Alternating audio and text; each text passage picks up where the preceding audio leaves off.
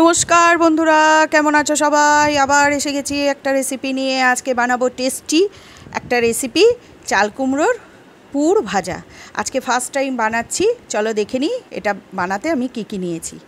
আমি নিয়েছি সাদা সর্ষে, তার অর্ধেক কালো সর্ষে, কাঁচা লঙ্কা, নারকেল কুচি, আর চাল কুমড়োগুলোকে আমি এইভাবে পকেট করে কেটে নিয়েছি। ধনেপাতা কুচি নিয়েছি, আর চাল কুমড়োগুলোকে আমি নুন দিয়ে একটু সেদ্ধ করে নেব। আর এদিকে মিক্সিং জারে নারকেল কুচি, সাদা সর্ষে, কালো সর্ষে, কাঁচা লঙ্কা দিয়ে একটা পেস্ট বানিয়ে নেব। এই যে পেস্টটার মধ্যে নুন, চিনি, ধনেপাতা কুচি দিয়ে ভালো করে মেখে রেখে দেবো পেস্টটাকে। আর পেস্টটা খুব শুকনো করে বাটতে হবে, যাতে বেশি জল জল না হয়। এই যে এরকমভাবে আমি শুকনো করে বেটে নিয়েছি। আর এদিকে একটা বাটিতে আমি 2 চামচ ময়দা, 2 চামচ কর্নফ্লাওয়ার, নুন, চিনি আর সামান্য একটু খাবার সোডা দিয়ে একটা ব্যাটার তৈরি করে নেব। অনেকে এটা বেসন দিয়েও বানায়, আমি এইটা দিয়ে করছি। এই যে ব্যাটারটা, খুব মোটা ব্যাটার বানাবো না, একটু পাতলা পাতলা ব্যাটারটা বানাবো, কেননা আর এই যে পকেটগুলোর ভেতরে চাল কুমড়ো সেদ্ধ করে পকেটগুলোর ভেতরে আমি পুর ঢুকিয়ে নিয়েছি। ঢুকিয়ে নিয়ে ব্যাটারগুলোর মধ্যে চুবিয়ে চুবিয়ে আমি ভেজে নেব। আমি 2 কোট করে ভাজবো, সেই জন্য আমি ব্যাটারটা খুব একটা ঠিক করিনি।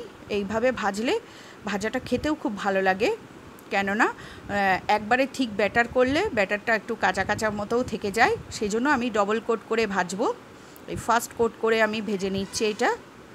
এই যে এইভাবে অল্প অল্প করে ভেজে তুলে রেখে দেবো ফার্স্ট কোট ভেজে নেওয়ার পর একটু ঠান্ডা হয়ে গেলে তারপরে সেকেন্ড কোটে। এই যে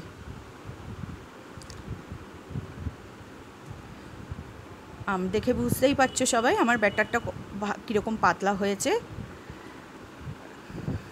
আর এই সাইডের এই ঝুরি ভাজাগুলো এত সুন্দর লাগে না, আমি তো এগুলো তুলে রাখি, খুব সুন্দর ক্রিস্পি হয়। এই ফার্স্ট লেয়ার করে আমি ভেজে নেব। ফার্স্ট কোটের ভাজাটা ভাজা হয়ে গেলে তারপরে আমি সেকেন্ড কোট দিয়ে আবার ভেজে নেব। আর এটা একবারে সবগুলো পুরো ফুল ভেজে না রাখলেও হয়, আমি তো অল্প করে ভেজে রাখি। আমি যে কোনো ভাজায় হাফ করে ভেজে রাখি, খাওয়ার সময় যার যখন খাবে, যে যখন খাবে তখন ফুল ভেজে আবার দিই।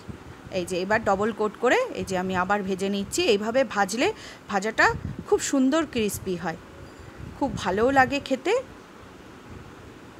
এটা আমি আমার শ্বশুরবাড়ির থেকে শিখেছি।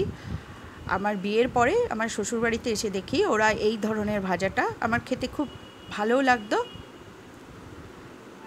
সেই জন্য আমি আজকে বানিয়ে দেখলাম। চাল কুমড়ো এনেছিল, তার থেকে কিছুটা এরমভাবে পকেট করে কেটে এই যে এই দুটো আমি একদম কড়া করে ভেজে নিলাম, ফুল ভেজে নিলাম।